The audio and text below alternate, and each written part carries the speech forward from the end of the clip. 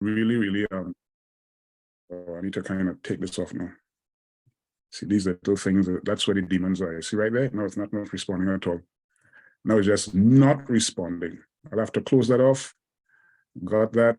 Let me go back up here and go there. Let me kind of go back over some of the stuff we did last week. I think it might be important that we do that because we're just going to do a quick scan, right? Not too long. We can do a quick thing through that.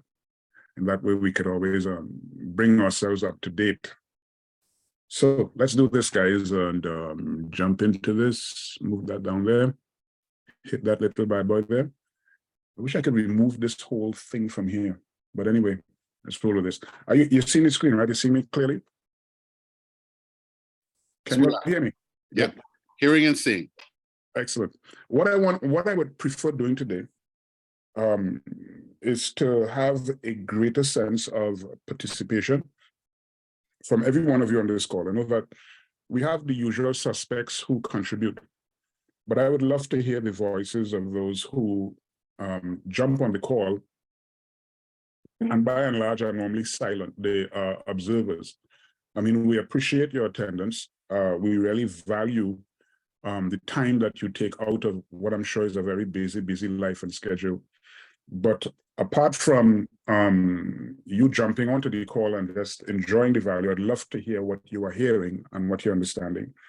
If at all we could get into this the way I would want to get into it, then I really want a higher level of interaction. So allow me, first of all, to kind of quickly go through some of the slides that we did last week, dealing with the valuing of the kingdom. I won't be too detailed. I'm going to do this in a very succinct manner. So follow me here, okay?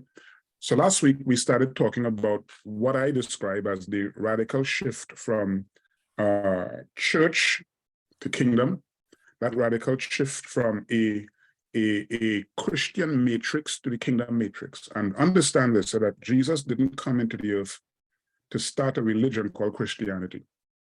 I think in more ways than one. Hear me well, because some of you may be easily offended by some things that I said. I'm really convinced that Christianity has done a disservice to the broader dimensions of what the kingdom is all about. Jesus did not come into the earth to start a religion called Christianity. What Christianity has afforded us is a somewhat pseudo-existence that almost like plays with the dynamics of the cross, but never introduces us to the throne. So we are very, very good in talking about our salvation and Jesus our Savior, but while we know him as Savior, we don't really know him as King. While we are familiar with the cross, we still are very unfamiliar with the throne. And the radical shift from cross to throne, and I understand that cross is important, very, very critical to our spiritual existence. I'm not canceling the significance and the importance of the cross in no way. But what I'm saying that it has more out there. There's more out there, and that's a critical part of our posture in God. There is more out there. And so the moment God begins to bring the kingdom more upfront and center, it is urgently required for us to make that radical jump. Now, it is not that the kingdom has not been upfront and center. I mean, in the context of what God is after, the kingdom is the priority. It is what he is deliberately seeking to bring upon the earth and to overwhelm our very existence. But Christianity has more or less struggled with it because we see it as an eschatological issue. We see it as an abusive issue.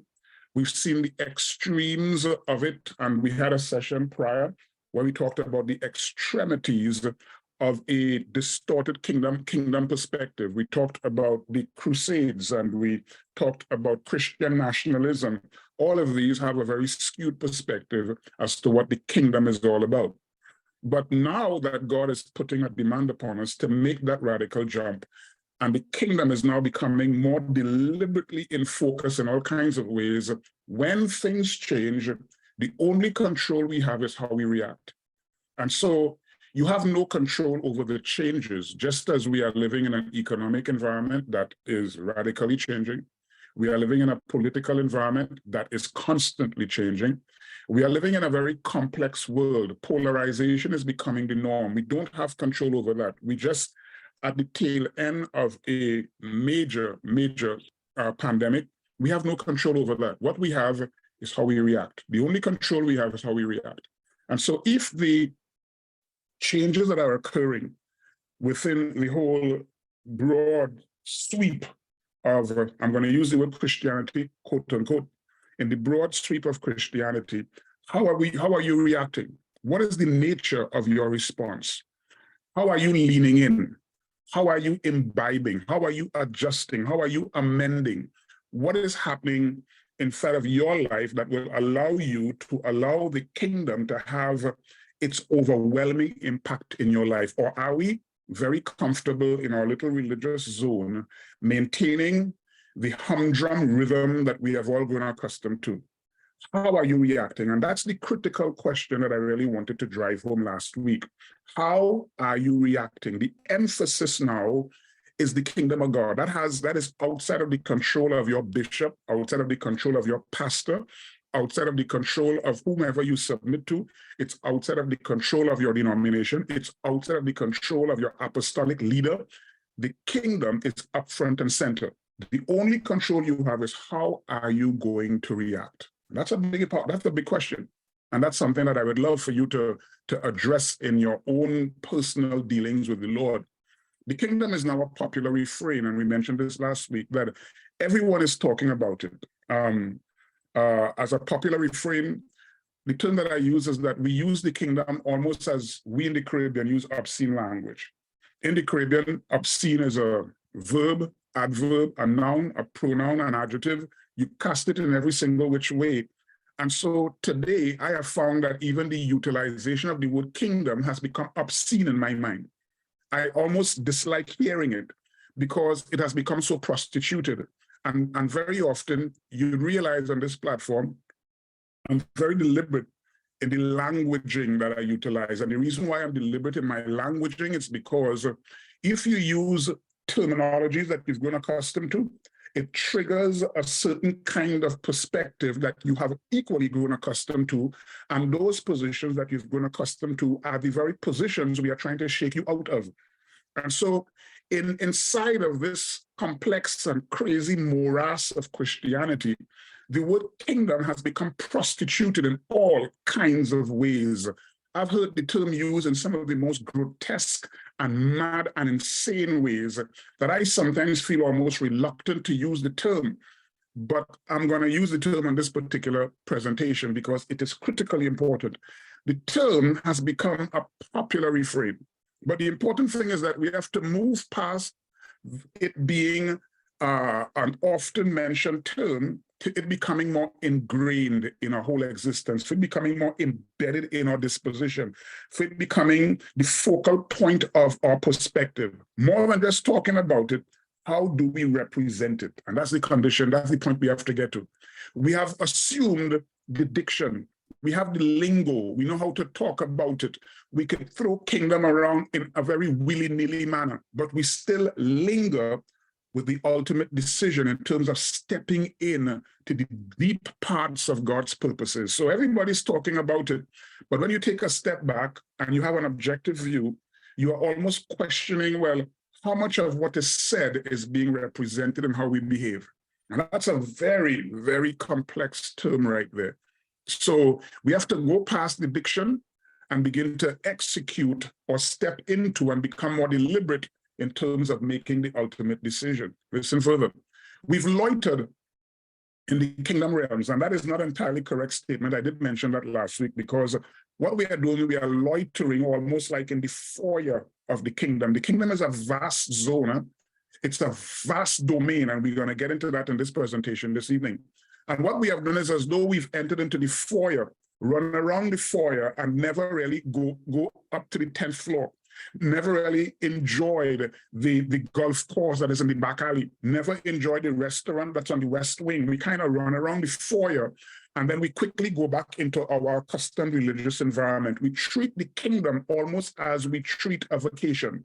You run to a 5-star hotel and you are all amazed at the beauty, the magnificence, the service, the splendor. but you kind of toy with it for 3 days and then you go back home. Because what we have done with the kingdom is that we toy with kingdom perspective, not the kingdom realm, because it's hard for you to step into the kingdom realm and not be overwhelmed by it. So we loiter almost in the foyer of the kingdom and never really step into the broad dimensions, because we really live. Home for us is religion, but we kind of interact a little bit, put our toes in the water of the kingdom and run back to our accustomed environment called religion. So we loiter in those little realms of kingdom languaging, but we still live in a religious world. And I describe religion like this. Religion is like cultural heroin. It gives us a quick high, but eventually there is a quick come down to an unchanged reality. And so we treat church like that. We look for a fix every single Sunday morning, and we go through this rhythm of almost like a religious drug addict looking for another fix on a Sunday morning. But just like cultural heroin, it gives us a quick high, but by the time you exit the door on a Sunday morning, it has a quick come down to an unchanged reality, and that sometimes affects our response to the kingdom, because we bring the religious attitude into a kingdom environment and we try to relate to the kingdom with the same religious disposition. And in doing so, we empty the kingdom of its value, primarily in the context of our individual lives. Most people also treat the kingdom like a dog chasing a car. We run after it with fascination. And so today, almost any platform that speaks the kingdom is sure to have a certain number of people running towards it, because people are aware it is the hot topic conversation. And so people run after it with a sense of fascination, but the moment they've come close to it, they have no idea what to do with it. So the problem is we again having a languaging issue, but falling short on the executive issue. So we good with languaging, and that is something that on this particular platform, the reason why we are amending some of the offerings and we're changing the format is because we are not concerned about the talk shop model. We have to get to the point of getting this thing executed. And we are not concerned about executing it as a group, because this here is not an ordered group. This is a broadcasting platform. We are not trying to hold you into some organizational format. Listen, this particular conversation on a Thursday, this is not a network. I am not your apostle. This is not some organization. This is just a place. All we want to do is to inflict you with truth so that you can go back to your own little world or big world or whatever world you're out of and bring life in that particular space. I am not interested in becoming your pastor. I am not your pastor. I am not your apostolic leader. I am not your denominational overlord. I am not your bishop. This is a broadcasting platform. This is just designed to inflict you with insight, and you go and do what God has called you to do. And so what we want is to break the chasing of a car attitude that most dogs basically possess. What we want is to arrive at some place of deliberate execution. So the impact of the kingdom, we talked about this last week, it lacks a lasting linger. So we come into the zone of the kingdom and we love it. We love it. So the kingdom gives a push, but it does not penetrate. It stirs, but does not satiate. So we get a little stirring, but we're not overwhelmed by it. It does not really get to the point of satisfaction, where this is what we long for and this is what we live for. We are stirred, but we are not satiated. We get a little push, but we are not fully penetrated. We hit what I call threshold consciousness, but we're not fully awakened to it. And we describe threshold consciousness as that state that you're in when you are now awakened out of deep sleep. You know, you're in this liminality zone. You are awake, but not fully awake. It's like, I'm awake, but you could easily collapse back into sleep, or you could be awakened. So what the kingdom message has done in most places, it has more or less allowed us to hit a threshold consciousness. We are semi-awake, but we're not fully awakened. We are basically somewhat alert, but not fully alerted. But somehow we had to press this thing forward. And this is the question I asked last week, and I wanted the conversation to linger around this particular issue. What do you think is the cause of the Sinai response? The Sinai response is whatever God says to us, we will do, but we're still not doing. And so look at the left of your screen, because the graphic is important, because that first little push there represents what happens in most circles, whether it be on platforms like these, whether it be in churches, whether it be in conferences. We have this little push, but we don't go further. We have this little stirring, but we don't go further. And this is what happens more often than not. Before long, by Sunday morning, most people make a U-turn and revert to their accustomed safe zone. So we jump on platforms like these and we get a little bit awakened. Man, we love it. The truth is amazing, but we make that U-turn and go right back to our religious safe zone. How do we break the U-turn and afford for or build an environment that presses forward vigorously towards the culmination of purpose? And that's the conversation we had last week. Then we got into 7 invaluable principles, and I found these principles were absolutely transformative. Now, the thing is, truth from where I stand is not just something that I put together and I speak about, but it is something that has an impact on my own life. And the way I articulate it is the best way I could grasp it, and the impact it has on me. Sometimes I hope that this thing will at least spread over your own life. Listen to what Jesus said. Again, the kingdom of heaven is likened unto a treasure hid in a field, the which when a man hath found, that is King James, he hideth, and for joy thereof goeth and selleth all that he hath, and buyeth the field. Man, I hate King James language, but anyway, every now and again, the drama and the pageantry is beautiful, but not particularly in this verse. But this is what the kingdom of God, Jesus is talking about. This is what it's like. And we identified 7 principles. First principles, I found this to be absolutely transformative. The kingdom is a treasure. And the word in the Greek language is the word thesaurus, from which you get the English word thesaurus. The word thesaurus, as we mentioned last week, is not like a dictionary. A thesaurus is not a dictionary. So if you look in your dictionary and you make a search for the word kill, you might say to terminate life. But if you make a search for the word kill in a thesaurus, it will drill deeper. It will go a lot more expansive. It broadens the understanding. It gives you layers and clusters of other words.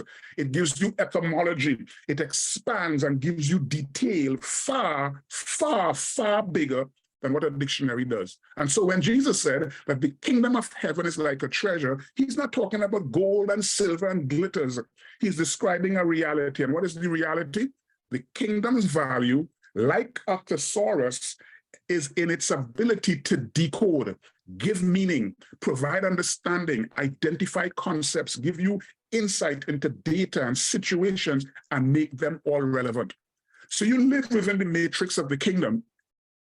You look at the madness of life in front of you, and like a thesaurus, the kingdom gives you lens to interpret the madness in front of you. So the polarization, while it is disturbing, you at least have context. The political madness, while it is disturbing, you at least have context, because the kingdom, the treasure of the kingdom is like a thesaurus. It decodes, it unlocks, it gives you multi-layered meaning, it gives you insight, it allows you to read into situations from a far more expansive and clear perspective. That I found to be a very important point. Organizations also have thesaurus. Every organization has it. And the value of an organization is never recognized by what you see on the spreadsheet. The many zeros or the very little zeros really does not, it really does not describe the value of an organization. The thesaurus of an organization will identify the tangible as well as the intangible assets, its properties, its products, its footprint, its geographies, its people. That's the thesaurus. And so if you think about the kingdom in that regard, the value of the kingdom is not in how loud you scream and how often you use the word the kingdom. It's us, the people. The value of the kingdom is us, the people. The tangible assets, the intangible assets, the thoughtfulness, the ability to perceive, the multi-layered revelation, the intangible assets of the kingdom is what basically gives us or gives the kingdom its value, the thesaurus. Now, we said the kingdom is cryptid. When Jesus said the kingdom is hidden, he used the word cryptid, crypto in the Greek, and the word crypto is the word from which you get the word cryptid. And cryptid basically means that the kingdom is hidden in plain sight. Hold that point because we're going to get back to it today.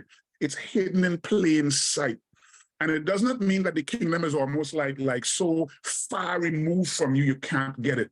It doesn't mean that the kingdom is like, well, out of space, out of touch. It's like you got to make this Herculean effort to get it. It's hidden in plain sight. If you have the internal codex, you can decrypt this kingdom reality and live inside of it. And so the key to it is living by the power of the Spirit. No, your brain can't do this. Your brain can't decrypt the encryption of the kingdom. Your brain can't decrypt it. And so when it says the kingdom is hidden, it is cryptid. Number 3, the kingdom is found. It says the kingdom of God is this guy who goes and he finds it. The word in the Greek again is hieroso. This word hieroso describes the result of a very diligent search. The Bible talks about seek first the kingdom. You don't stumble into the kingdom. You don't say, well, you know what, praise God, I was just kind of going about my merry way, and then Anderson invited me to this platform and I found the kingdom. You don't stumble into it. It's not a message that you hear, it's a value that you subscribe to. You don't stumble. It's not like, well, I was walking down the street and wow, there was $100 bill just suddenly in front of my gaze and I found $100. No, this is after diligent search, after you've pursued it. The English word eureka comes from this word heureso. Eureka, and if you are familiar with the English language, the word eureka is how you punch the air after you have discovered something that you've been searching so hard for. The internal sense of, I found it, the exhale, the decompression that you experience is what eureka is. So when it says that this guy, he found the kingdom, this is not a casual little search. This is a hardcore pursuit that ends with eureka. Number 4, we said, when found, it must be guarded against loss. This guy finds it and he hides it again, hides it from being corrupted, because don't think that because you have found it, that now you own it eternally. You have to find ways in order to guard against that, because as we would see later in this presentation, that the thing is constantly under attack. Jesus said that when you hear the message of the kingdom, the birds of the air will come and try to snatch it out of your heart. Observe where the birds come and grab it from, not in your head, not even in your hand, not the handout that you were given. The birds of the air will come and snatch it out of your heart if you do not guard it and make it a part of your life. And guarding it is almost like diffusing the reality of it in your whole existence. You have to diffuse it and let that thing permeate your being, because that's where it is best protected. When it's not a concept in your brain, but where it is diffused into your existence. When found, it has to be guarded against loss. Number 5, the kingdom has an opportunity cost to it. Opportunity cost is a legal term or it's an economic term. Opportunity cost means that you have to give to get. You can't keep both hands tight-fisted then trying to get something. That's not how the kingdom works. You have to give to get. You have to surrender something in order to gain something. You cannot have your cake and eat it at the same time. Those two realities don't work. And so the kingdom has an opportunity cost. What are you prepared to give up? You cannot hold on to what you've always had and take possession of the kingdom that you don't fully have a grip on. You have to give up one. We sometimes read this Matthew 13 and think that Jesus is speaking to the heathen down the street. Well, you have to give up your sinful life. You have to give up your ungodly life. But he is speaking to you and he's speaking to me. That the kingdom requires selling all that you have. Observe the emphasis as all. Whatever gave you your status, whatever gave you your sense of prominence, whatever gave you the gloss or the glow that you call life, you have to surrender that. Maybe the title that you enjoy so much, maybe the entourage that walks around, and those who basically hold to the title of, what is it, by armor bearer. You love to have your armor bearers holding your bags while you maintain this posture of supreme king. You have to surrender that. What are you prepared to surrender or put it another way.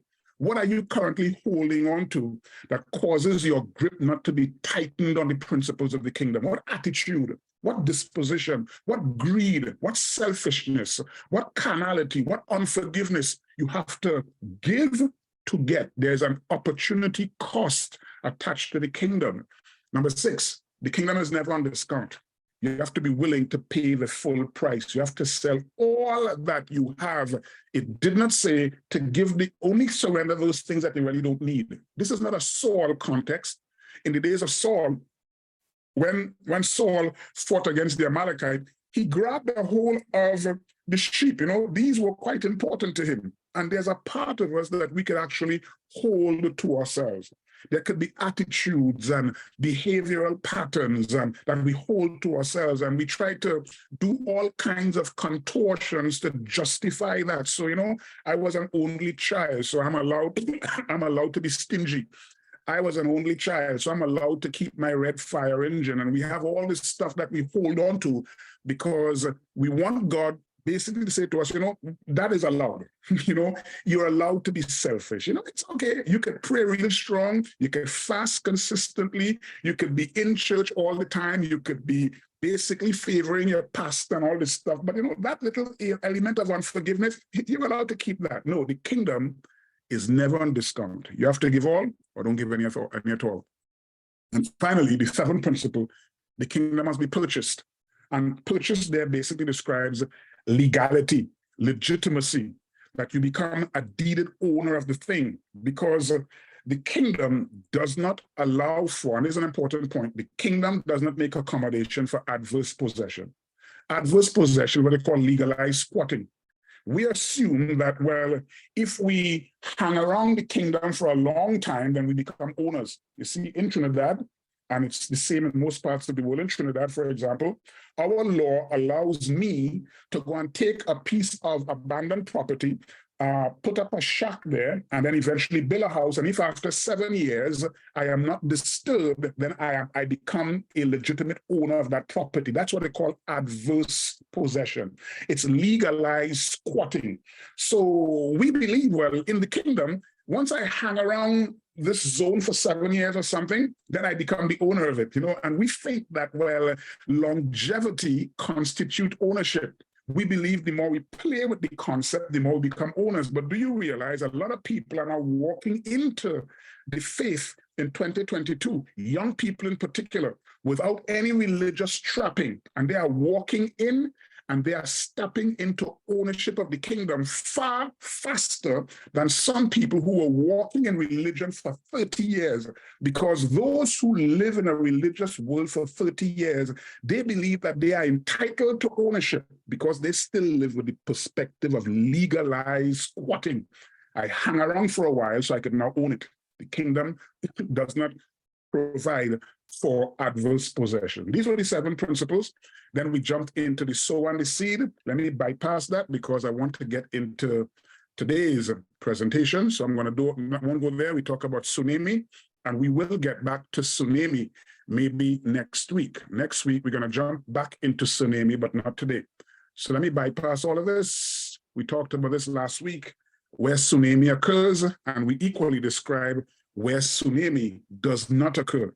Tsunami is the issue of understanding. You cannot live in a drip religious world mixed with massive kingdom impartation and call that tsunami. You can't mix kingdom truth with humanistic philosophy. That's inverse tsunami. And so it corrupts the whole essence of the kingdom. That was a quick scan through last week's presentation. If you were not here last week, then my deepest condolences, but good to have you here this week. So I want to get into today's discussion, and in doing so, I really want us to talk a little bit. Hear me today. I really find almost every time you drill into principles of the kingdom, it just keeps expanding and expanding.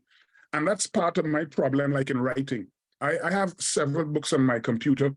Some of them are done, but every time you just discover reality and God, you just want to go back and edit, add some more, take some things out. And it's an ongoing exercise. At some point, I have to say, stop, no more, done. And almost something similar is happening within my own heart. as I began last week to kind of throw myself into this whole issue of the kingdom. Just to do it again, just to examine it again. So let's talk some more about valuing the kingdom, and let's get a couple of points across here again this morning. I'm going to start here, Isaiah chapter 9. This is the Message translation, verse 7. I like how this is communicated. Hear what it says. His ruling authority will grow, and there'll be no limits to the wholeness he brings. He'll rule from the historic Davidic throne over that promised kingdom. He'll put that kingdom on a firm footing and keep it going. And if this was the Anderson translation, he will keep it going and going and going and going with fair dealing and right living, beginning now and lasting always. The zeal of God, of the angel army, will do this, will do all this. That's a really interesting translation. Let me read it again. His ruling authority will grow, and there'll be no limits to the wholeness he brings. He'll rule from the historic David throne over the promised kingdom. He'll put that kingdom on a firm footing. In other words, this thing won't be unstable or unsettled, and keep it going, meaning that it's an unending, it keeps going with fair dealing and right living. There's jurisprudence deeply embedded inside of a strong kingdom reality. Inside a religion, man, it's punitive. There's nothing called justice in a religious world, because they basically only see black and white. They don't see personal issues. They don't look at, well, as it is specific to you. They don't understand walking in someone's shoes and dealing with a broad issue. In religion, that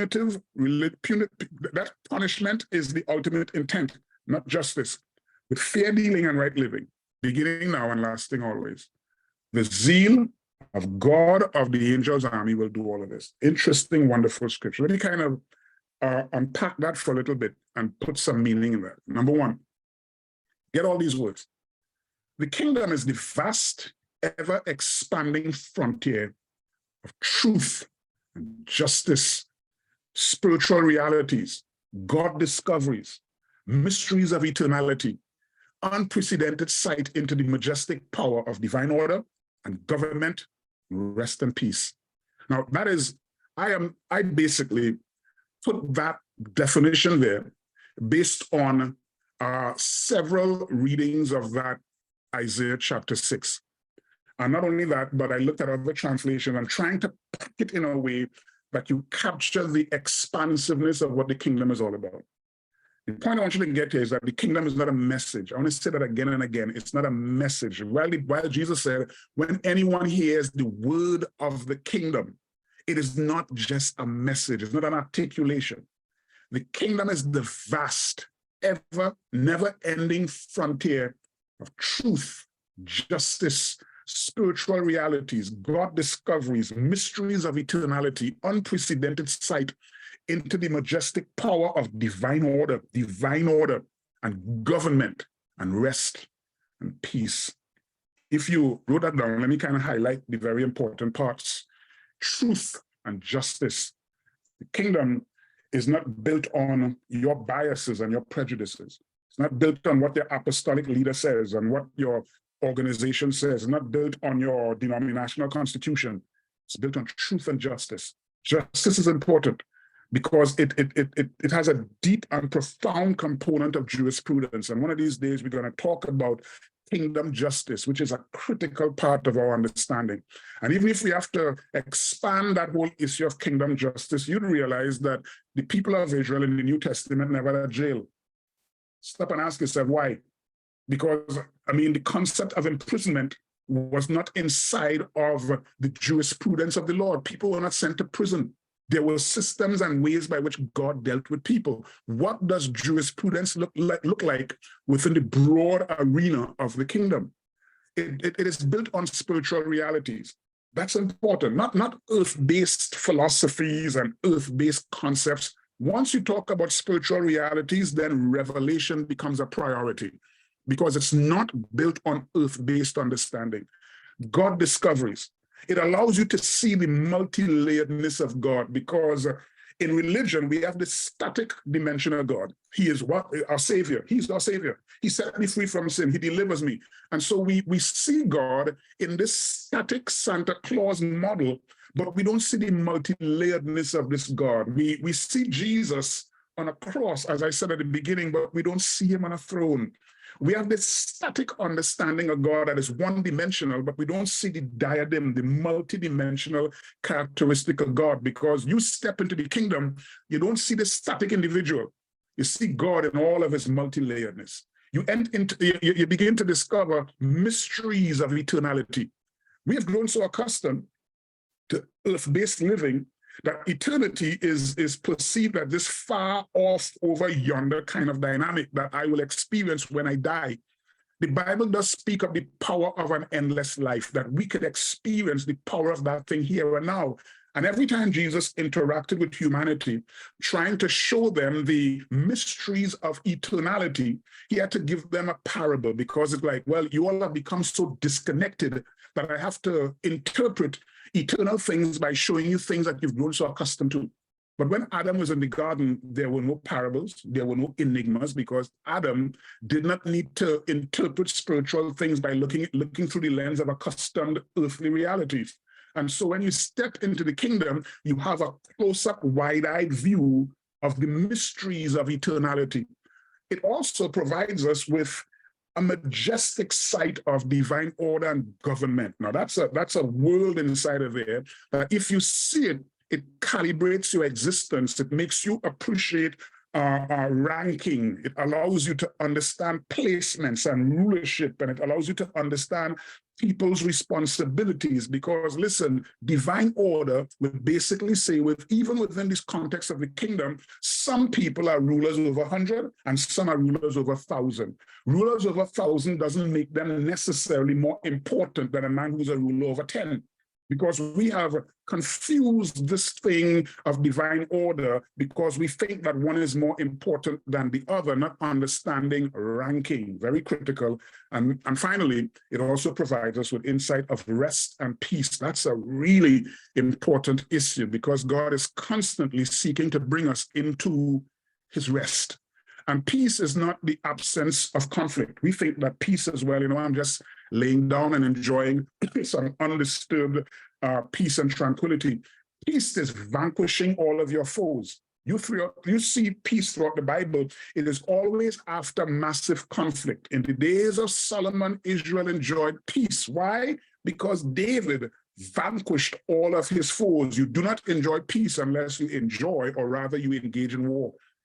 Peace is the result of vanquishing all of your foes. And very often the biggest enemy is not the one outside of you, it's the one inside of you. And so these are some of the important components of our kingdom reality. The kingdom is the vast, never-ending frontier of truth and justice, spiritual realities, God discoveries, mysteries of eternality, unprecedented sight into the majestic power of divine order, government, rest, and peace. That is a very expansive definition. I gave you a succinct version of each, but you could expand on that on your own. Let's go further. Listen to me. This is an important point I want us to get to today. I'm going to start here and circle back around to it at some point. No one can burglarize their way into these realms. You can't burglarize your way into these realms. You can't assume, I go right back to my point again, you can't assume that your years of being saved gives you access to that realm. This realm is reserved for citizens. This is not a realm for bastards. This is a realm reserved for sons, not a realm ordained for bastards. You can't burglarize your way into these realms. The kingdom does not allow for bull in a china shop kind of attitude. You cannot burglarize your way into these realms. Listen to me further. Human ideologies, intellectualism, witchcraft, and philosophies are an insufficient and illegal access point. That's burglary. Trying to think, well, I have my degrees and my academia and I have my PhDs, pursue them, get them, but at the end of the day, please do not think that your academic brilliance gives you the right to burglarize your way into kingdom dimensions. Human ideologies, intellectualism, Witchcraft and human philosophies are an insufficient and illegal access point. You cannot burglarize your way into these realms. Unlike secret society, this is a very important point as well. Unlike secret societies, these dimensions are not reserved for an esoteric few. Now, as a son, this is your right. As a citizen, this is your right. Unlike secret societies where a few at the top enjoy all of the insight, the kingdom is not a secret society. These dimensions are not reserved for an esoteric few. That's almost like oxymoronic, because esoteric does in fact underscore a few, but it's almost like, it's deliberately hyperbolic. So it's an esoteric few, just a few people. And that's the attitude that leaders have run around with for years, because they believe that they are the custodians of these divine principles, and us underlings have to kind of run around with this kind of sycophantic service to them. But this is ordained for all of us. The kingdom, the reality of the kingdom, it's for every single one of us. It is not a secret society. Please dispense from your mind that my apostle, he is the one that I must now run around with like a little puppy dog in pursuit of the vast wisdom he possesses, because you know what? I don't have access to, but he is this great man of God. He, the only one that has access to these realms. It is not a secret society. And finally, you have to volunteer yourself to the rule of God to gain access. You have to volunteer. The kingdom works by volunteerism. The kingdom does not force itself on you. It does not demand of you. It does not take advantage of you. The kingdom basically exerts its rule based on the extent of your willingness. The kingdom exerts its rule based on the extent of your willingness. You have to volunteer yourself to the rule of God to gain access. Now, that there is critically important. We're going to circle back to that. So let me give you again that first definition of what the kingdom looks like based on that Isaiah principle. The kingdom is the vast, never-ending frontier of truth and justice, spiritual realities, God discoveries, mysteries of eternality, unprecedented sight into the majestic power of divine order and government, and sight into understanding, rest, and peace. First definition, first major descriptor. Let me give you another descriptor. Yeah, but the kingdom is the cancellation of the prevailing blue pilling of life. That's a nice term, blue pilling.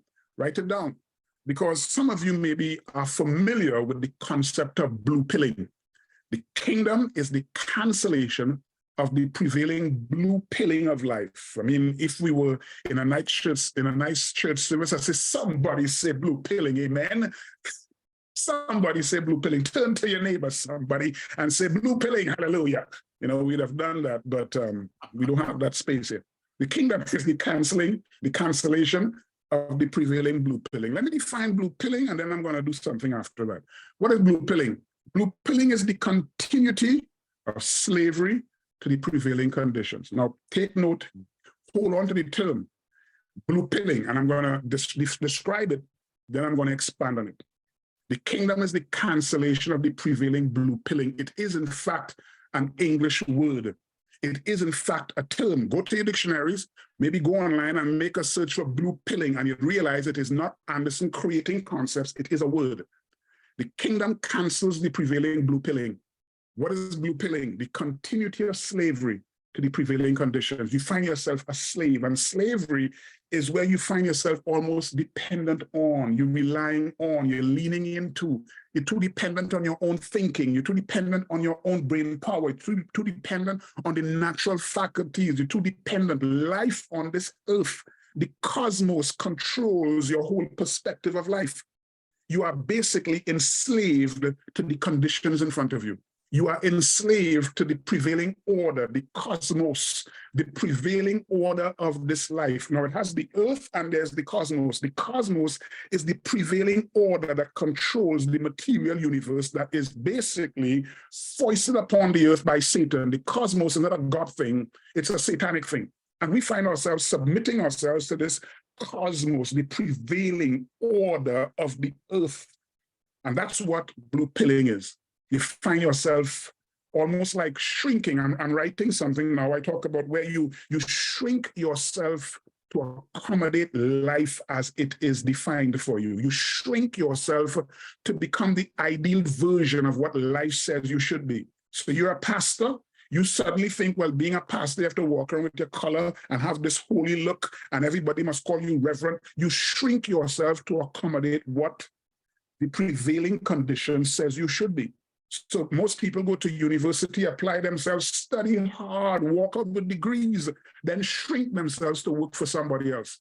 They shrink themselves, they just not themselves. So blue pilling is the continuous slavery to the prevailing conditions. What is blue pilling?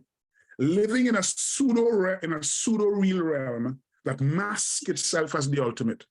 Living in this pseudo-real dimension. So you suddenly get a little bit of money and you build a big house up on the hill, you suddenly assume that you've made it. You've made it. You know, you have 3 cars in your driveway, you live next to a mall, and your kids are all in university, and you have enough money to pay for the university fees, and you think that you made it, brother. I have arrived in this life, you know. And so you could rub shoulders with the big and mighty, the pleasant and the rich, and you think you made it. And so you live in this pseudo-real realm that masks itself as the ultimate. You go to church on a Sunday morning and you hug your Bibles and you clutch your 3 children and you drag them off to church and you say, well, I made it, brother. We made it. We have a nice Christian family. We go to Christian church and we go to Christian school, and you live in this pseudo-real realm that masks itself as the ultimate. That is the blue pill. Living in the mirage that passes for life. That's the blue pill. Living in the mirage, and you could expand what mirage looks like. Living in the mirage that passes for life, that's the blue pill. Submitting to willful blindness, preferring not to know the truth because knowing the truth has consequences. That's the blue pill.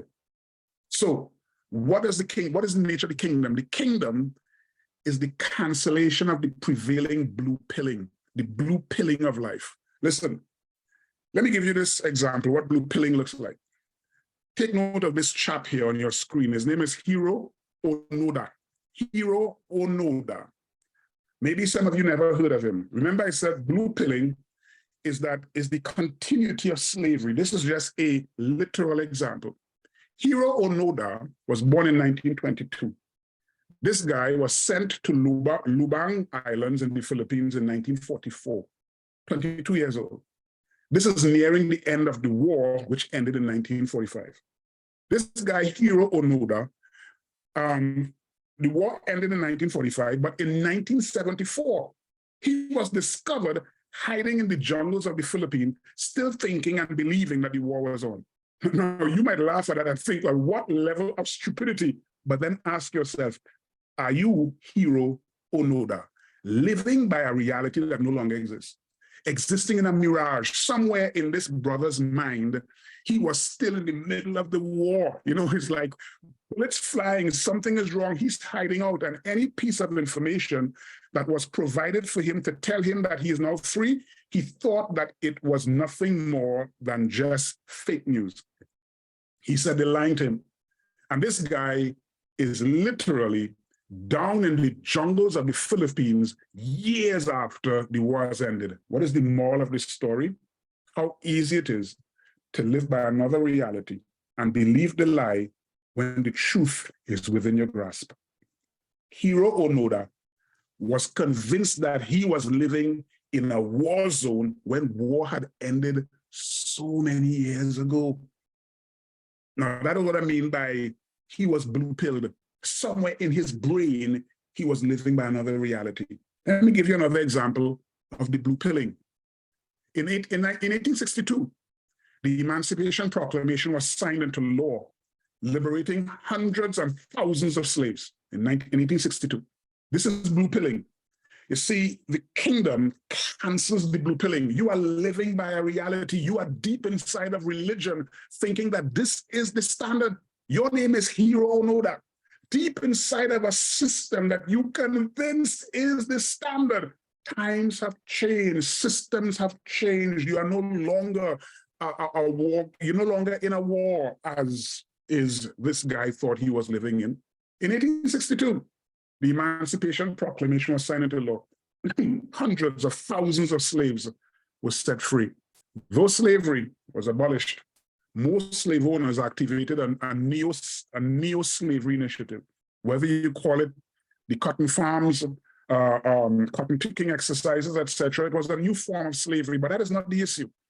And a lot of these guys who were now free didn't have the opportunity to work. And so some of these slave owners basically created another form of slavery by saying, well, since you have nowhere to go and all of your life, all you know is slavery, then work here and pick cotton for me, and I would pay you X amount of dollars every week. The problem is these guys couldn't count. And so the slave owners would say, well, you're supposed to produce X amount of cotton for $6. And so since these guys cannot count, they don't know basic maths, they will always fall short based on the slave owner's calculation. So you could work and you could produce thousands of pounds of cotton, and the slave owner says, well, all you produce is basically 7 pounds this week, and so you still fall short. So you had to kind of work some more. Another form of neo-slavery. I mean, you could go on and on, but this is not a class on that particular topic. So those slavery was abolished. Most slave owners activated a new form of slavery. And again, I'm not talking about slavery. Think about where you live. So think about this in the context of how leaders operate over you, the level of abuse, the level of control, the narcissism, and every other thing, that the system liberates you in Christ, but then you step into a neo-slavery initiative that your organization has literally reconstructed. So let's go further. Now, remember, in 1862, slavery was abolished. In Texas, 250,000 slaves were not even aware of the Emancipation Proclamation. And the more ignorant they were, the more the slave owners took advantage of them. And that's the thing about narcissistic and Machiavellian type of leadership. It feeds on your ignorance. So the more ignorant you are, is the more they could build systems of control. So 250,000 slaves were not even aware that they were free. So slavery continued in Texas for an additional 2 years until they were informed on June 19th, 1865, that you are free. Out of that, the Americans in America, they have only instituted Juneteenth as a law to basically commemorate that particular day when most of these slaves were not even aware that they were free. More of the story, or rather go further. In 1903, this is 37 years after the Juneteenth, June 19th, 1865. 37 years after, this is recorded in history, an unknown slave walked into an office in Texas asking, when will this bondage will ever end? This guy was still being enslaved 37 years after. Blue-pilled. Well, you could say for the 2 years, the 250,000, you could say, well, let me excuse them, they did not know. But how do you excuse a guy 37 years after is still enslaved? He was numbered among a couple other thousands who were not even aware the system had changed. Blue-pilled, unaware. He walked into an office in Texas and said, when will this bondage end? When will we be free? When will we be liberated? Oh God, we're just living in this bondage. When will we be free? 37 years after. 37 years after. Now that is what I call blue pilling. So the kingdom red pills life. That is also a word. It red pills life. Thus it liberates, empowers, and activates a new realm of sight. Now, I want us to look at this little piece of video. Pay attention to this because it's not long. No. This is where the term comes from. It is. The matrix is everywhere. It is all around us. Even now in this very room, you can see it when you look out your window or when you turn on your television. You can feel it when you go to work, when you go to church, pay your taxes.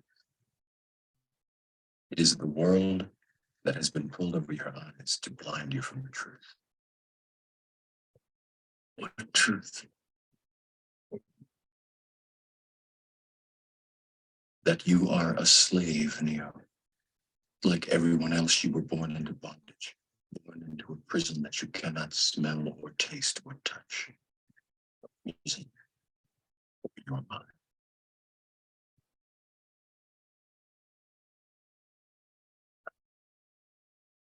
Unfortunately, no one can be told what the Matrix is.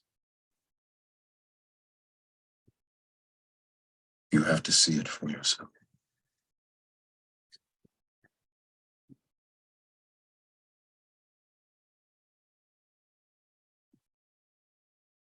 This is your last chance. After this, there is no turning back. You take the blue pill, the story ends. You wake up in your bed and believe whatever you want to. You take the red pill, you stay in Wonderland, and I show you how deep the rabbit hole goes.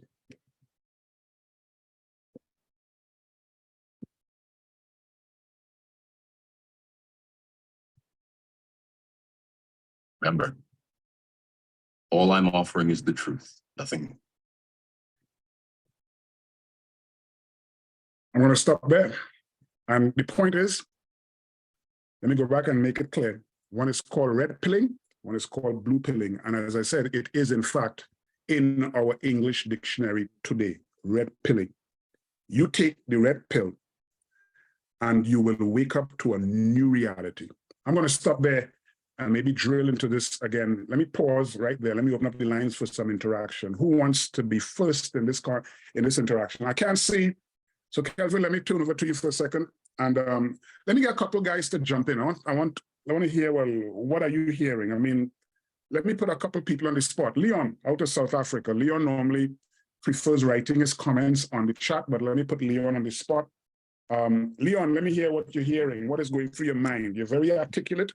You have a good grasp of the. So let me, yeah, man, you go on, shoot. Mike is yours. Andy, sorry, Andy. I only came into the conversation just like 10-15 minutes ago. Oh, okay. I actually had to baptize my son, so as soon as we were done, I came here. Oh, well, congratulations to the boys, man. Good, man. Good. All right. Yeah. Well, you absolved. You absolved. Thank you. Let me get somebody. I'm not seeing it. Let me see if I could get access to the screen here, and let me get out of here that I can see some of you and know where you're at. So who wants to jump on there? Kelvin, I normally throw you on the spot, man. Kelvin Chambliss, let me ask you to make a comment or two. I'm going to call Sherbert. Sherbert has been on the call for a while. Sherbert, I'm going to line you up next, right? So line yourself up. Yeah. Andy, what I saw with the arrow dynamic that you showed there, the arrow where it's doing like a cul-de-sac. And I really saw inside of that the chains that hold individuals or anyone to a particular thing, that gives the illusion because you walk away that you are free. But there's something holding you and binding you, as in that example that you used of that warrior in the Philippines who had hidden himself and did not know that there you go. Hero Onoda. Hero Onoda. Just how detrimental. Time is nothing to waste, ever. It's not good to waste time. I hear people talk about killing time. Time. If we're running out of something, it has to be important. But right. I'm just seeing how we want to be free, but we're chained to this invisible thing that has us going back, and we live under the illusion that walking away has made me free, and a new glossary of words is making me free. That's not doing it. And so what I'm seeing here today is that the kingdom is something not to be teased around with words, mental exercises, but in fact, it is a life to be lived, a reality to be embraced and imbibed. So those are my initial thoughts on that. Thank you. Beautiful. Sherbert, let me kind of put you on the spot here, man, Sherbert. And then I see Charles' hand is up. Let me go to you first, Sherbert, and then Charles could jump in there. Okay, good, good, good. Hello, everyone. You know, Andy, I want to just begin a comment on the recap you were doing from last week, because this is the issue that is standing out to me, the question of the opportunity cost. And in relation to the vastness of the kingdom coming into proximity, and is there a willingness on my part, on our part, and what would be the opportunity cost? That kind of dragged my mind to the scenario with Jesus and this young rich ruler, and an opportunity for him to sell what he have and give it to the poor. And I started to ask myself the question, what do I need to divest myself, or what do I need to rid myself of? And what are the perceived riches that I need to consider, all right, in order that I could gain, I could lay hold, I could cling onto, I could purchase, let's use that expression, the issues of the kingdom. Yeah, so I think that is a critical consideration for my standpoint. What is this opportunity cost? And is there a willingness? You know, critically, one of the challenges I've seen even in Suriname, there is the desire, yes, but so much to give up. Are we willing to give those things up? Whether it's the comfort from structures and systems, the security that structures and systems provide, but we know and we see, we feel that there is a demand and an expression and a longing and a calling for something far beyond what we are really participating and supposedly enjoying. But is there the willingness to say, I'm going to forego that and jump into a reality that I really don't even know where it's going to end, but there is a conviction that there is a destination prepared by a king, as it were. So those thoughts are just kind of running through my mind, and I just thought I would feedback on that. Good, good. I mean, the point you make about most people find themselves in systems, they question it. But while they question it privately, they're not prepared for the answers that will basically come back at them. And the willful blindness, like, you are convinced that, listen, there is more to this, man. There's more to this. But while you have those private concerns, you don't necessarily search out the answer deliberately and diligently, because somehow you are equally convinced that if I find out, it has consequences.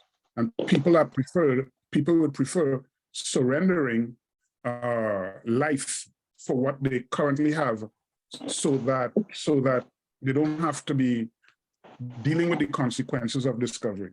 So that, I think, is important. Good point there. Yeah, Charles, you were up, and then I see Dr. Gladstone. I think you were you with the mic. Does that represent you're going to jump online or make a comment after? Let me line you up for after Charles, all right? Yeah, Charles, shoot. Hi, everybody. I mean, I'm just sitting here from last week into this weekend, contrasting the two realities and the issue about accessing, entering, paying the price, and then contrasting it with slavery.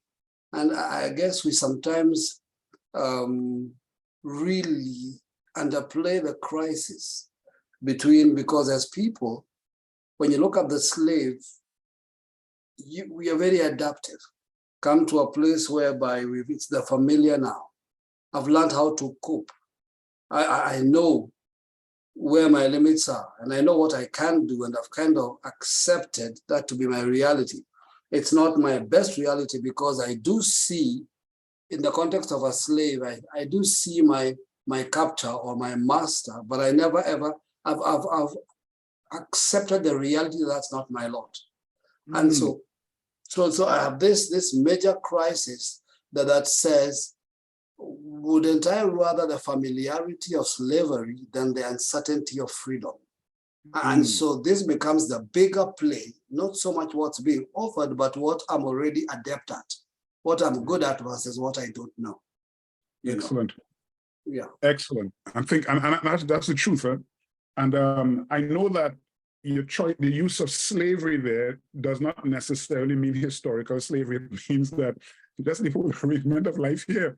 and that's well said, do I accept the familiarity of servitude than the unfamiliarity of freedom? Very, very well said. And so at the end of the day, we subscribe to bumper sticker theories, and that says, well, better the devil I know than the devil I don't. So we do that at the end.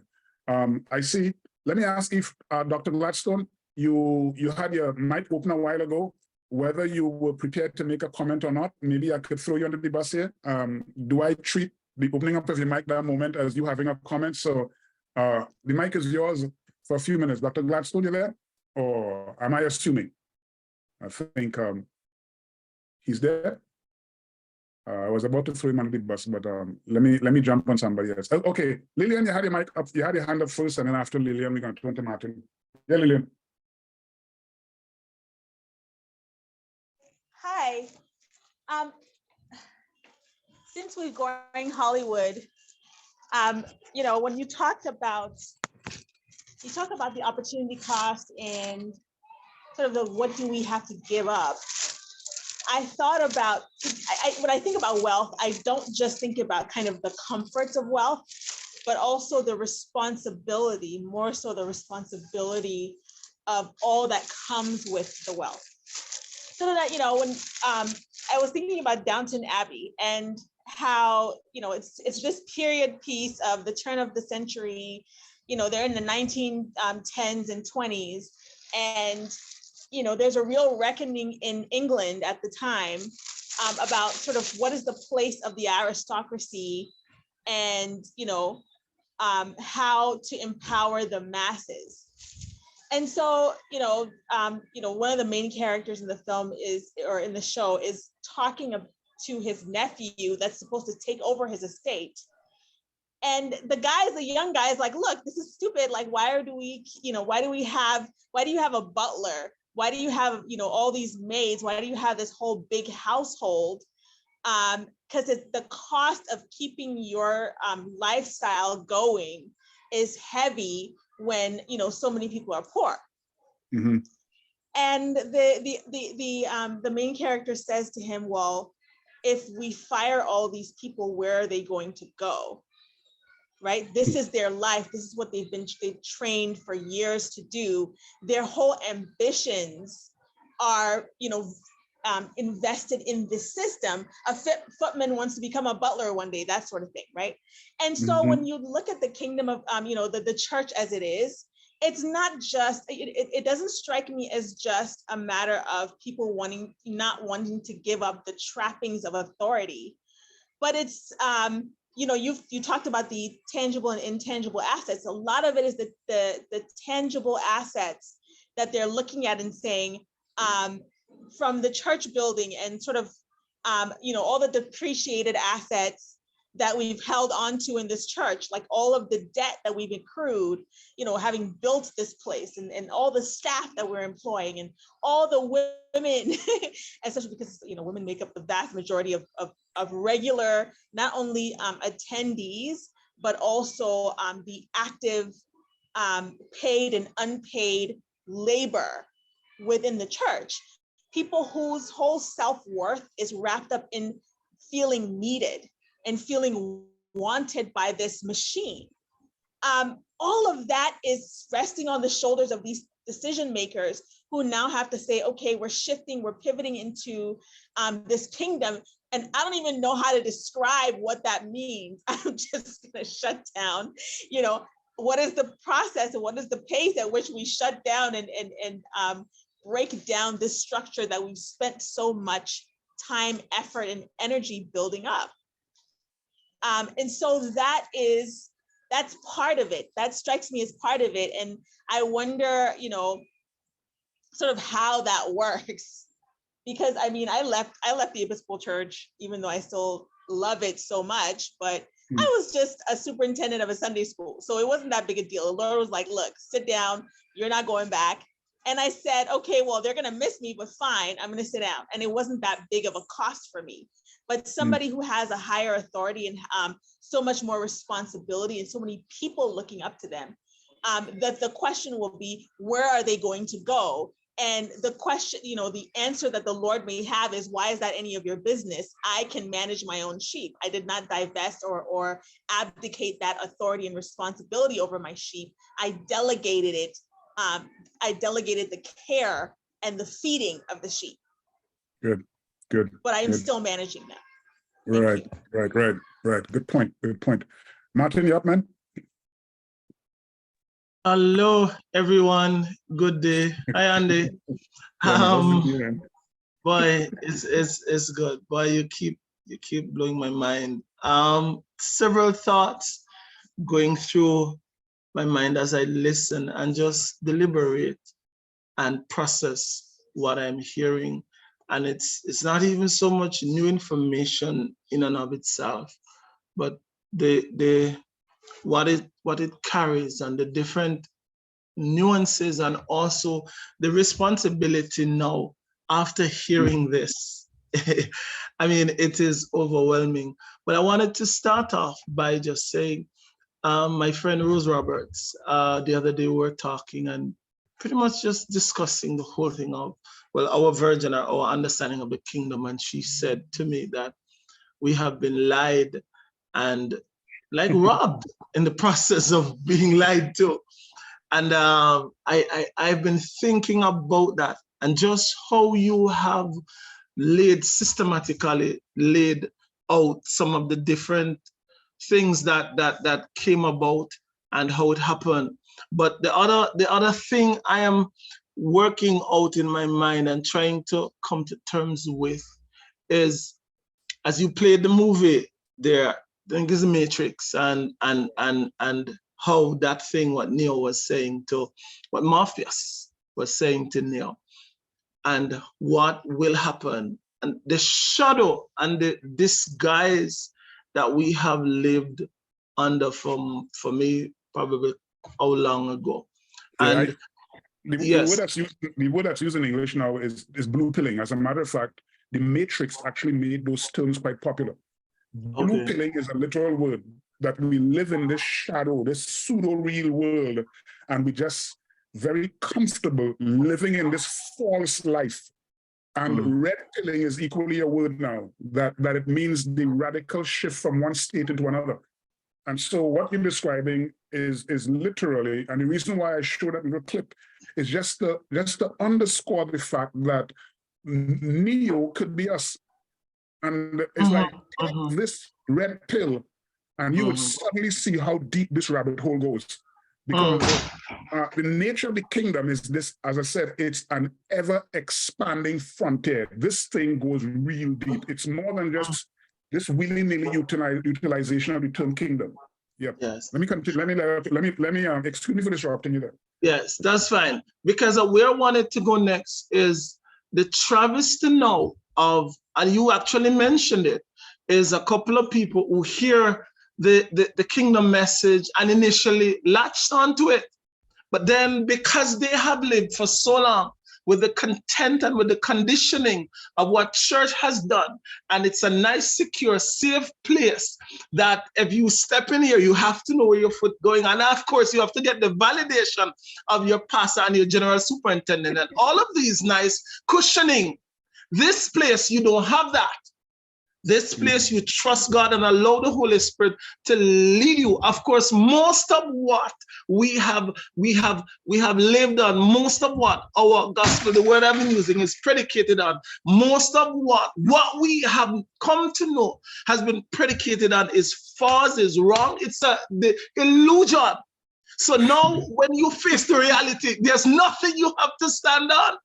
And what we're dealing with, we have a bunch of guys who we connect with, and what we're seeing is like they have come to a point where they're stuck, because where we're pointing them now today, there's no end to it. It cannot give them the cushioning and the protection and all the other things that church has given for the last 40 years.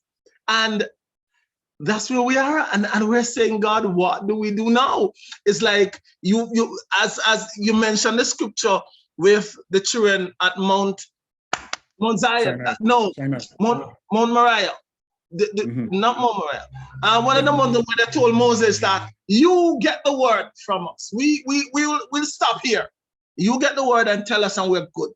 And that is the difficulty and the challenge that we're facing, where I'm seeing a bunch of people who, like me, run out the blocks and was doing good and with all the zeal and the fire and the thing, but that is kind of waning now.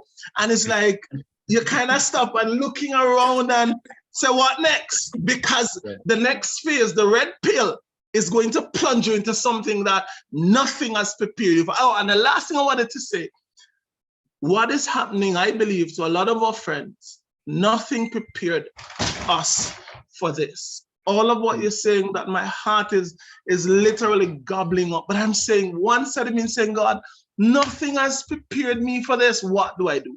So I'll stop here and allow you to elaborate a bit more on that.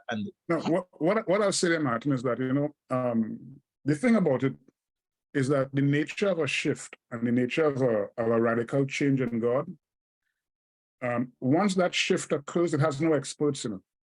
And so it is good that nothing prepared you for it, because if you were prepared, you'll find yourself living off of your preparation.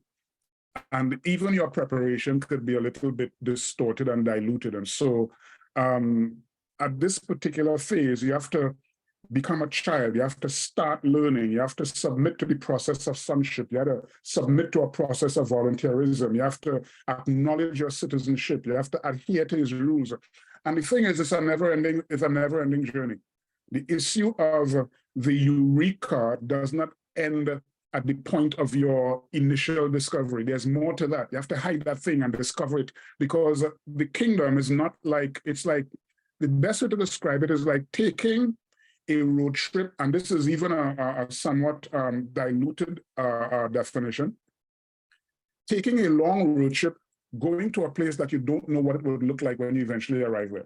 But along the way, you are being adjusted and prepared to arrive in readiness to interact with that place. And at every single path along the journey, there is a discovery. There's a new experience. There's something you're seeing. There's something you're hearing, something you're knowing. You're becoming more acquainted with. You're becoming more aware of. And the more you go is the more you become almost like, become almost at one with the space to which you are moving towards. It's a never-ending journey. As I describe it, as a never-ending frontier. It's a vast and eternal world. And part of the problem, I think, also, is that we are still applying religious mindset to a kingdom environment. And again, the image I use is that it's what cultural heroin, where you have this high, and we think that the kingdom is this high that we get, and then we have this quick descent back to reality that is unchanged. And we still bring that mindset into our world, and that is what will cause us to run into a cul-de-sac every single minute. And so it is a new discovery, it is a new life, and we are all learning. And as I said in this presentation, I am not your apostle, I am not your boss, I am not the head of any network. This is a broadcast platform, but I am learning just as you are. And I am no professional in this regard. I am discovering, and what I'm doing on a Thursday on these platforms is just sharing what I've discovered in my own journey. And very often, my story will help you navigate your own. And that's what the objective is here.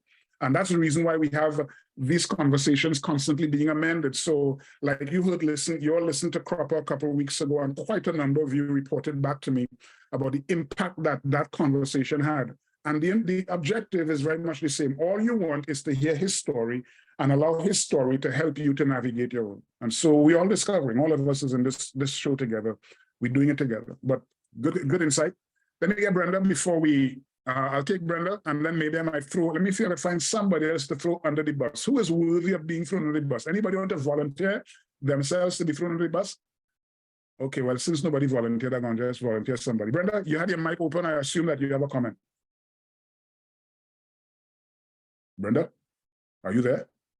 You have to unmute your mic if in the event you're speaking to a microphone that is muted. Yeah, Kelvin or Brenda. Yeah. So Andy, this conversation serves as a real reality check. Physicality, or the physical human body, which is only a temporary time-based reality, versus the kingdom, which is a spiritual, eternal reality where there's no end. And, I find in religion, the emphasis is more on heaven and hell, and the kingdom emphasis is more on heaven and earth. Good. Beautiful. That's well said. I think that, you see, again, you go back into the punitive side of religion would always culminate with a hell. Punitive. It's not based on jurisprudence. And that is something that we have to talk about. We have to get into this whole issue of jurisprudence. The kingdom is built on justice. Very, very important concept. We can't go forward and not get David. Yeah, David, the mic is yours. Your contributions, as always, they're always very valid and important. And so I always listen with a keen sense. So David, the mic is yours. Yeah, man. Thank you, Andy. Appreciate you going back to what you shared last week, because it was very powerful. I like to just kind of zero in on what you brought about the slavery and the slave mindset, and also the Japanese soldier that spent so many years thinking the war was still going on, Hiro Onoda. Jesus had a conversation and is registered in John chapter 8. And it begins in verse 31 saying that the conversation he was having it with Jews that had believed in him. These are people of the Jewish tradition that had believed in what Jesus was saying and doing at the time. And in that conversation, Jesus is saying to them something that is key. He says to them, if you continue in my word. Now, we all know that the my word for Jesus was the gospel of the kingdom. It was the kingdom word. And so he says, if you remain in my word, the kingdom, then you are truly disciples of mine. Then you will truly live, do, and everything that I have taught you and instruct you. That's what a disciple is. A disciple is not someone that follows. A disciple is someone that does what the teacher taught him. But then he said the powerful verse that everybody in Christianity knows. And you will know the truth, and the truth will make you free. And the word there, know, is also synonymous with understanding. And it's also to have intimacy with the knowledge and understanding of the word. So immediately, those that believed in Jesus, they responded to Jesus. Their response immediately had a connotation of them saying, wait a minute, you're calling us slaves, and we've never been slaves to nobody. We're descendants of Abraham, Isaac, and Jacob. That was the immediate response. And then the conversation went on, and Jesus said, well, if you really knew the Father, if you really were from the Father, you would receive me, but you really belong to the father of this world, Satan, the devil. And Jesus right out told them. What was the problem with these Jews that had believed in Jesus is that they were enslaved in their tradition. They were convinced that their tradition was the truth. What I have found with many men and women that in leadership around the world, no matter what denominational background or network or apostolic network they're part of, is everybody thinks they have the truth. Everybody's convinced they're teaching and they have the truth. That's why they represent what the doctrine or theology. But see, I've heard people say here, what do we have to do to be able to purchase? What is it that we have to abandon to come out of slavery? The first thing you got to die to is what you think is the truth, because what you have thought is the truth is corrupted, defiled doctrine and theology by man through their religious and institutionalized ecclesiastical systems, and it has completely been apart from the word or the seed of the kingdom. And just like you said today, the kingdom is about realities, it's about spiritual truth, it's about spiritual principles, and is about government and order. Government and order. That's the other, what I have found in years teaching the kingdom, many men and women, they come to a halt because the kingdom, because it's a government, it's not a religious institution, because it's a lifestyle of submission to the lordship of Christ as king, then people have a hard time with the order and the government of the kingdom, and they rather continue in Egypt as slaves. And that's just what I got out of this, and I submit that to you. That's beautiful, beautiful. The point, I like the point how the Jews, and they really thought that they were free. It's as though they were unconsciously enslaved. Yes. It's like Malachi, in the days of Malachi, when God confronted the people in his day, and he said that you've robbed me, and their response is, how have we robbed you? He said, you put defiled food on my altar. When did we do that? You read through the book of Malachi, and there's this constant repetition of an unconscious engagement. God accuses them of one thing, and their response is, but when did we do that? And when did we do that? Totally unconscious. And I guess in the days of Jesus, there was that same, they did not even know that they were enslaved. And I think that's a really good point, that even the liberated man, or the one who assumes he's liberated, is not even aware that he's still enslaved. I spoke to her before, but Errol, the mic is open, so I guess you want to say something? Okay, that's Errol. Okay. Okay, Errol, your hand is up, so mic is yours. Yes, Andy. Yes, when you were speaking, a scripture popped into my head. In Joel, it's found in Joel, it says, my people are destroyed, they perish for lack of knowledge. Hosea, I'm sorry, Hosea. They lack knowledge, and it's repeated somewhere in Isaiah. That people are destroyed because of lack of knowledge. And then it goes back to something I think you said when you were talking about Moses going up on the mountain and having an interaction with God. There is thunder and lightning and rumblings and clouds and everything else. And the people at the bottom of the mountain, oblivious of all of that, they go and make a calf. That's true. That is such a profound principle. And I think, Errol, what you just put your finger on, it almost answers the question that Ellis was asking in Jamaica. What happens very often in that situation with Moses, he was up on the mountain getting directive from God, and the people are at the foot of the mountain. Yes, they are free, but they are impetuous. They are liberated, but they want to engage in a reckless haste into what they need to do. So they're at the foot of the mountain saying, well, I mean, what happened to Moses? We're here for too long. And so very often, the moment you allow reckless haste to define your movement, you are building a golden calf.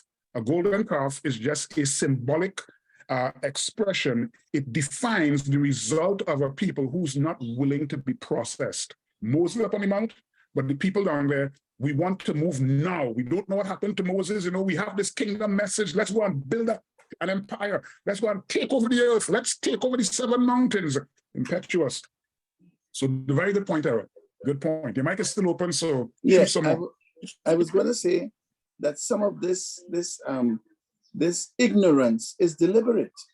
Mm-hmm. It is born out of laziness. It is born out of sometimes a deliberate desire not to pursue the opportunities available to get knowledge. Yeah, I've been describing that as willful blindness. Willful blindness. In other words, people would prefer not knowing because knowing has consequences. Excellent.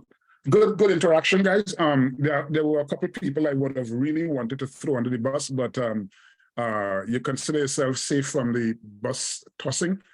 Let me kind of get into the other part of this conversation, and we're going to try to do this in 10 minutes and then stop, right? Matthew 13, and we want to drill into this more. The disciples came to him and said, why speakest thou? Sorry to throw this King James at you, because I realize how I get the King James thrown, and I'm going to adjust it for next week. And the disciples came and they said unto him, why speakest thou unto them in parables? Now, this is after having spent some time talking about the sower and the seed. These disciples came privately and said, tell us about this. But first they asked, why do you speak in parables? And he answered and said unto them, because it is given unto you to know the mysteries of the kingdom of heaven, but to them it is not given.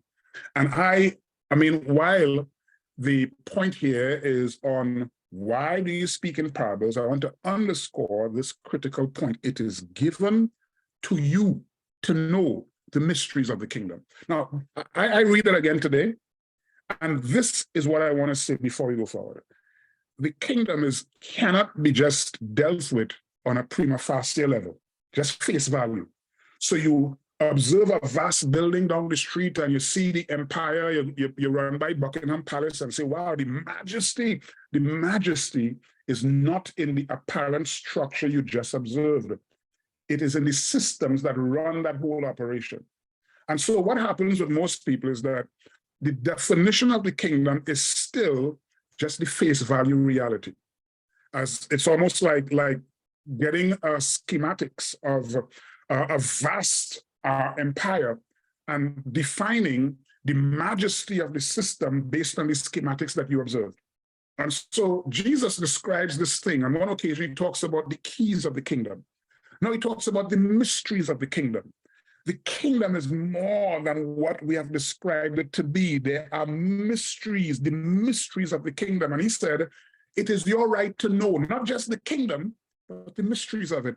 The stuff that is under the hood. What makes this thing work?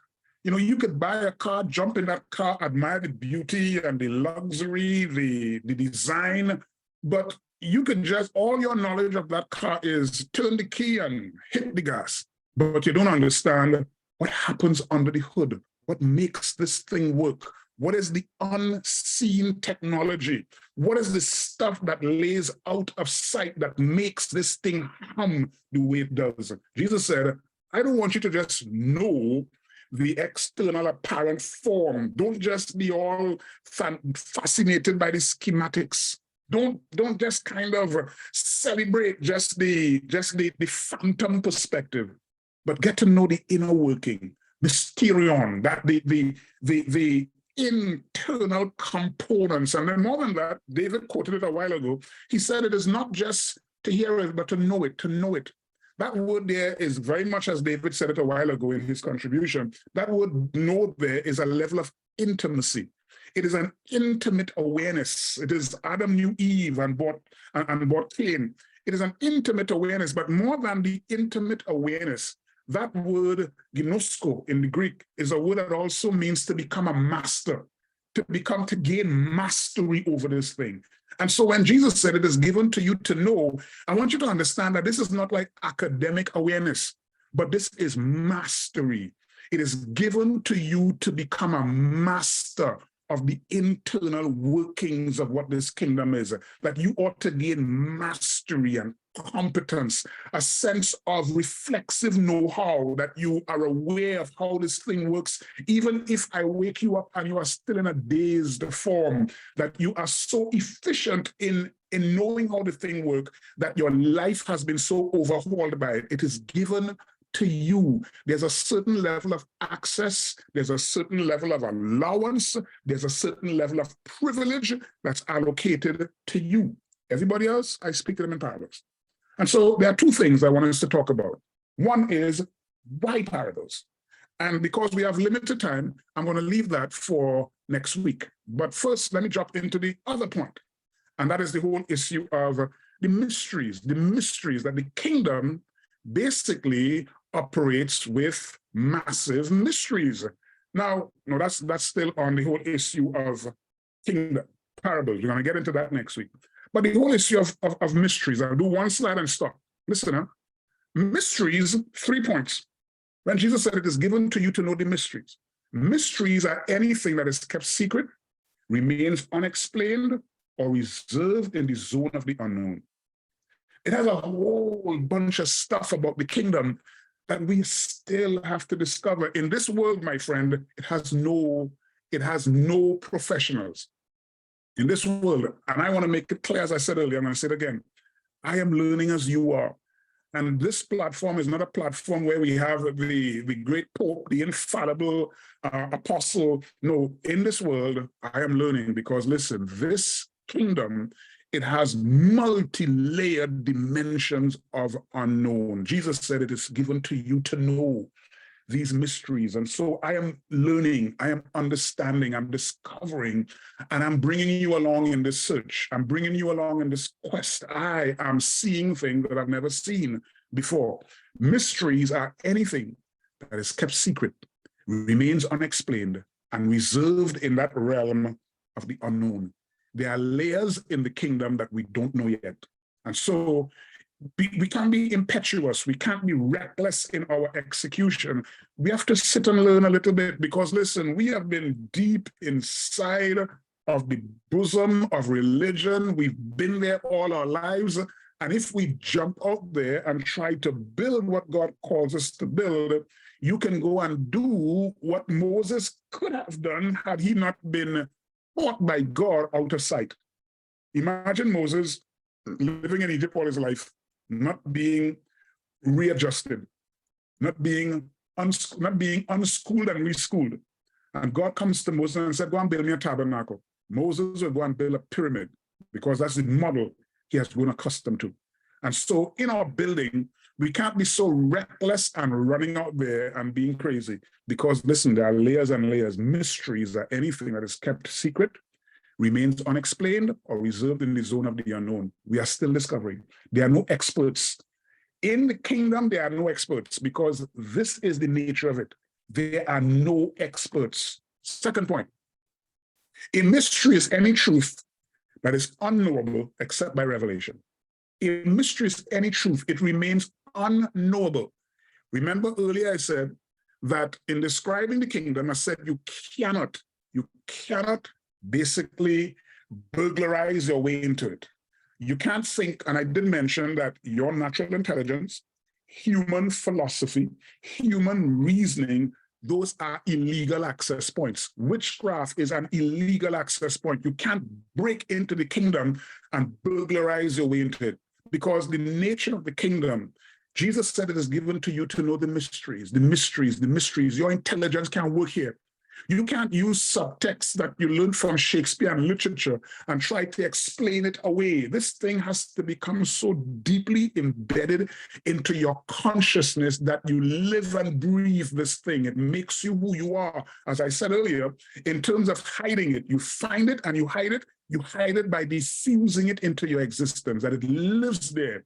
It's not a concept you have in your head. It is diffused into your existence, making you who you are. A mystery is any truth that is unknowable except by revelation. Imagine Job found himself in this predicament. Now, you don't know what is the source of Job's predicament. As a matter of fact, you only got an awareness from hindsight because you have a Bible to read. You know that there was a secret discussion between God and the devil. Job is not aware of that. Job's friends are not aware of it. And so they find Job in this situation, and all of the thinkers and astrologers and philosophers gathered in Job's house, and they had not a word to speak. Because Elihu describes it best. That was one of the guys in the camp there.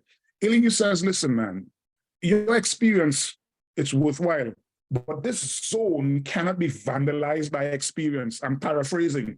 He said there's a spirit in man that decodes these mysteries, only the Spirit of God. And so in terms of living by the kingdom or living in the kingdom or living by its values, there is this urgent requirement for us to understand, lean into, and give precedence to the power of the Spirit to teach us all truth, to lead us into all truth, because mysteries are not just like hidden concepts.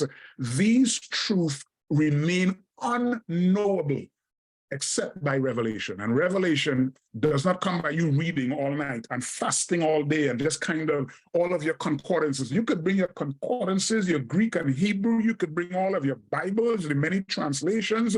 You could use all of the study concepts that you could ever explore. Mysteries are never, ever known by the virtue of your brain power. Mystery is any truth that is unknowable except by revelation. Mystery. A mystery is spiritual codes that activate the laws, operations, and systems of God. It is a spiritual code. You know, it's almost like a barcode. That barcode has all kinds of information embedded in it. You know, you scan that thing and it exposes you to all the stuff that it truly represents. Mystery, you look at a barcode, that thing makes no sense. That is gibberish. You look at a barcode, a whole bunch of little things running around in a little square box, and you don't know. Listen, that is pure gibberish. Unless you can get the basic piece of technology to activate what that code represents, that thing remains completely confusing and unknown. And that's what mysteries are like.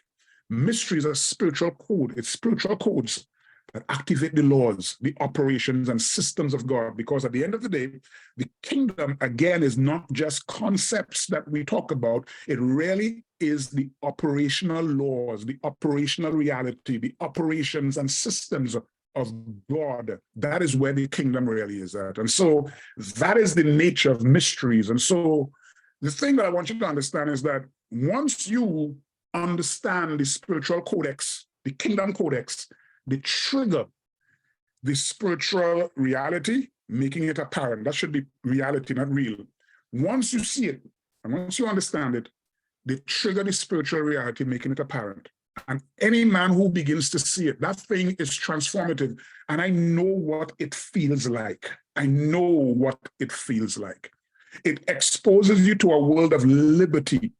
It brings you into a place almost of bullish conviction.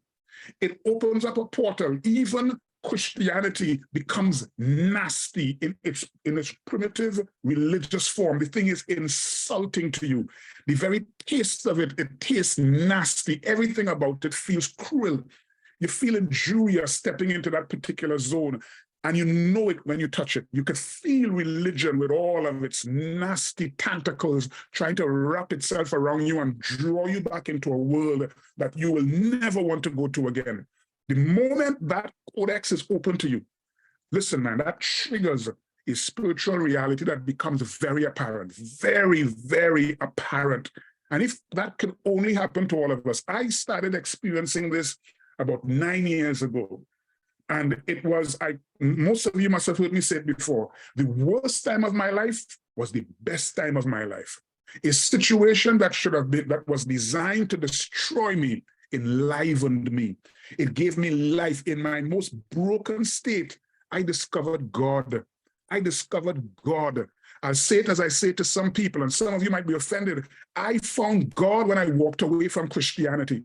I discovered God when church became boring to me. And that's where most of these concepts came alive in my consciousness.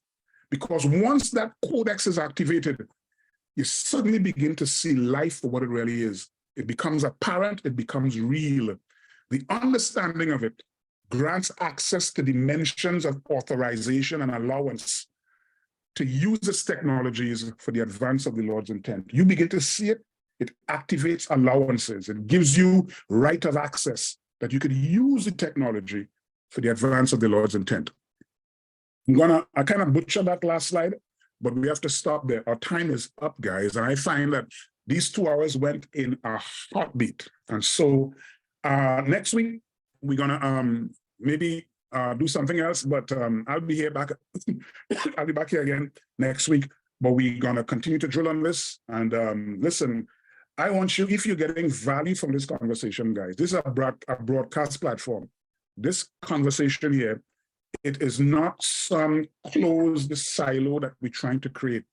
Call your friend, tell you, if you're getting value, call your friend, call your neighbor, bring your dog on the call, bring your goldfish inside of its aquarium, and let's open up this portal because we want to bring value to everybody. As I said before, I am not trying to build a network that I have no desire. I have no intention. I don't feel so led. And even if I am so led by God, God has to show up with all kinds of ideas in order to convince me that he is God and who's leading me into that.